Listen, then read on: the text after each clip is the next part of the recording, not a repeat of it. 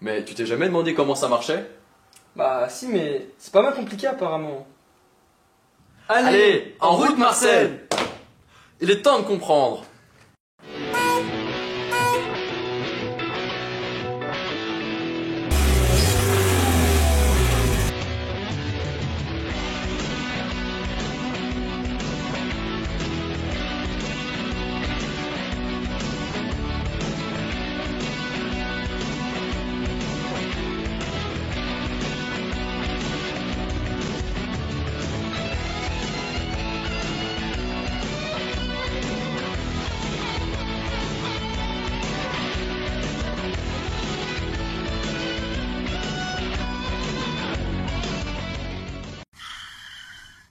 Savez-vous comment est constituée une machine à IRM?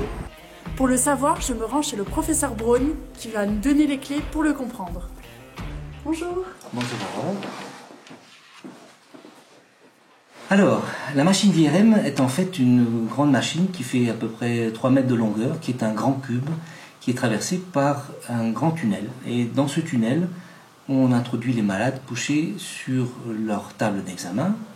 Et ils sont alors, pendant tout l'examen, au milieu de la bobine magnétique qui est responsable du champ B0, c'est-à-dire du grand champ qui réaligne les axes de rotation des protons d'hydrogène.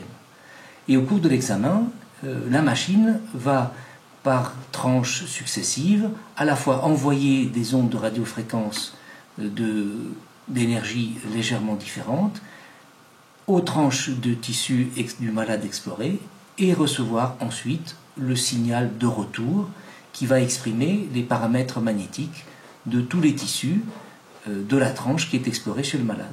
Et une fois qu'on a fait toutes les tranches du malade, eh bien on change de séquence ou on arrête l'examen et le malade ressort du tunnel.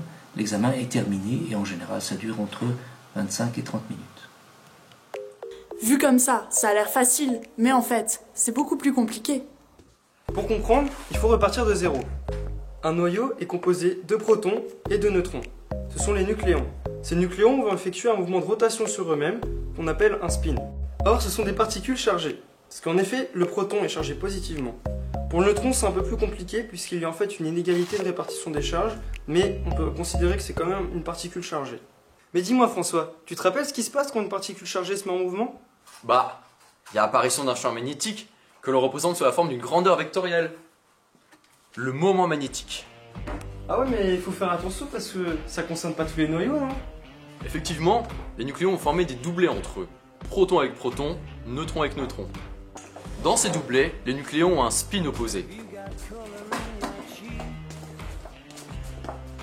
Vous comprenez bien que les moments magnétiques vont s'annuler.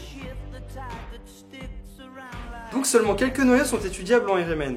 Il faut qu'ils aient soit un nombre impair de protons, soit un nombre impair de neutrons. L'exemple le plus connu, c'est celui du proton. Mais dis-moi Sacha, tout à l'heure, on a parlé d'un gros aimant sur la machine d'IRM. À quoi il sert? Ce gros aimant, comme tu dis, va être à l'origine d'un champ magnétique B0, qui va avoir une influence sur les moments magnétiques. En effet, il va les orienter selon deux sens. Un sens de faible énergie, avec un spin de plus 1,5, qui est appelé sens parallèle. Et un sens de haute énergie, de spin moins 1,5, qui s'appelle sens antiparallèle. Bon, bien entendu, il y a un peu plus de spin parallèle. Attention, ça va se compliquer maintenant, puisqu'on en arrive au mouvement de précession, qui est un mouvement de rotation autour du champ magnétique B0. Pour cela, je me rends chez le professeur Faki. Bonjour. Bonjour. J'aimerais savoir comment caractériser le mouvement de précession. Il suffit d'utiliser la relation d'Armor, qui stipule que la fréquence de précession, ou fréquence de l'Armor oméga, égale le rapport gyromagnétique gamma fois le champ magnétique B0. Mais je vois pas trop le rapport entre tout ça, moi. On arrive bientôt à la fin, lâchez rien. Puisque le but est de récupérer un signal. Et donc, avant de récupérer un signal, faut le produire. Il va falloir transférer de l'énergie au spin pour qu'elle soit ensuite restituée. On pourra ainsi récupérer un signal. Et pour transférer de l'énergie au spin, on utilise les ondes radiofréquences. C'est ce qu'on appelle la résonance. On pourrait se demander pourquoi on utilise les ondes radiofréquences. En fait, c'est à cause de la fréquence de l'Armor. Tout est lié. Eh oui. On va maintenant voir comment ça se passe à l'échelle microscopique. On va voir passage d'un niveau de faible énergie à un niveau de forte énergie. Aurore, je te laisse maintenant expliquer comment ça se passe à l'échelle macroscopique. L'onde radiofréquence va faire basculer le moment magnétique d'un angle θ. Une fois cette énergie emmagasinée, il va bien falloir s'en débarrasser.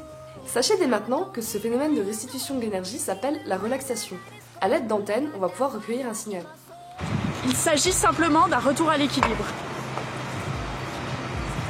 Le retour à l'équilibre se fait selon deux plans différents. Tout d'abord, le plan longitudinal. On parlera alors de T1, ou temps de relaxation longitudinale. Ensuite, le plan transversal. On parlera alors de T2, ou temps de relaxation transversale. Voilà le motif décrit dans le plan transversal. Une sorte d'escargot. La RMN est utilisée dans de nombreux domaines, dont l'imagerie. C'est l'IRM, qui signifie imagerie par résonance magnétique. Pour information, on a enlevé le mot nucléaire pour ne pas effrayer les patients. Mais ce n'est pas le seul domaine d'application. La RMN est aussi utilisée pour la spectroscopie RMN. Par exemple, spectroscopie RMN du phosphore 31, qui à l'aide d'une machine IRM un peu modifiée, permet de calculer le pH intracellulaire in vivo. Bon, je pense qu'on a à peu près tout compris, mais un résumé ne ferait pas trop de mal. Zaton! On sait qu'une particule chargée en mouvement crée un champ magnétique. Certains noyaux qui ont un nombre impair de nucléons sont chargés, on représente ça par le moment magnétique M. Un champ magnétique B0 va orienter le vecteur moment magnétique dans sa direction. Le vecteur moment magnétique va se mettre à tourner autour de B0, c'est ce qu'on appelle le mouvement de précession. Tout ça c'est bien, mais ça ne permet pas de recueillir un signal. On utilise donc des ondes radiofréquences pour transférer de l'énergie. On appelle ça la résonance. Cette énergie va alors être restituée, on pourra recueillir un signal lors de la relaxation. Bah Aurore, qu'est-ce que tu fais? Je simule. Aïe. Oh non, faudra encore prendre un rendez-vous pour une IRM. Allez, en route Marcel! Et bien sûr, je vous souhaite bon courage pour vos examens et j'espère que les efforts que vous avez déployés seront couronnés de succès. Et bonne fin d'année à tous.